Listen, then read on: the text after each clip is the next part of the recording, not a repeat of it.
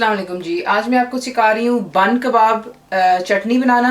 ये मुझसे रिक्वेस्ट की गई है कि मैं बन कबाब कराची वाले बर्गर्स बनाना सिखाऊं, तो ये इसकी ख़ास चटनी है। पहले आप ये देख लें कि आपने किस्सा बनाना है, क्योंकि इसकी प्रिपरेशन पहले कर लें और आप इसको फ्रिज में रख सकते हैं। मैं इस्तेमाल कर रही हूँ इसमें मिंट यानी कि पुदीना।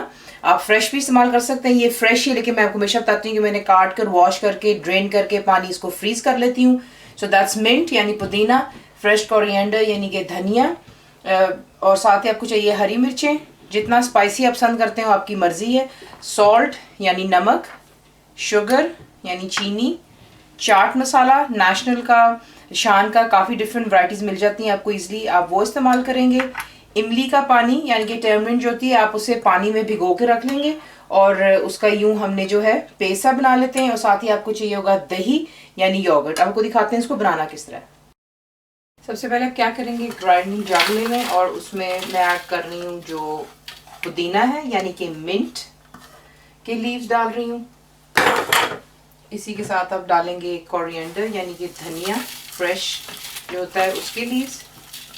देखिए तमाम चीज़ें यहाँ पे हमने इकट्ठे ही डाल करके इसे ग्राइंड कर लेना है। और एंड में जब आप इसको ग्राइंड करके बोल में डालते हैं तो आपने इसकी नमक, मिर्चें, खट्टापन और चीनी जो है चेक कर लेनी, क्योंकि इसका बैलेंस होना चाहिए। साथ ही बीच में ग्रीन चिली चली गई है। सॉल्ट यानी नमक, चीनी दैट्स शुगर, चाट मसाला, और ये रहा इमली का पानी। ये तमाम चीज़ डाल के पहले से अच्छी तरह ग्राइंड कर लें। ये देख लें, ग्राइंड कर लेने के बाद पेस्ट बन चुका हुआ है। इसे आप यहाँ पे चख लें कि नमक मिर्चें जो आपको कम लगती हैं आप ऐड कर सकते हैं, लेकिन परफेक्ट मेजरमेंट है यहाँ पे माशाल्लाह से। साथ ही आप ऐड करेंगे बीच में जो आपका दही है।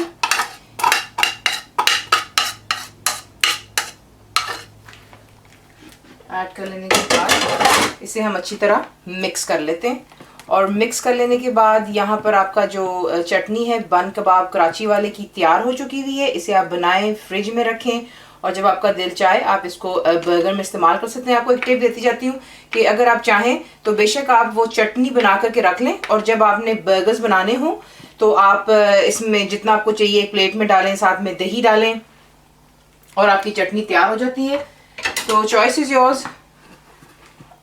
चटनी बनाना सिखा दी है। नेक्स्ट प्लीज़ वीडियो जरूर चेक की जिसमें आपको मैं सिखा रही हूँ बन कबाब कराची वाला। फुल रेसिपी के लिए मेरी वेबसाइट पे जाइए। दुआओं में याद रखें। Thank you for watching the video.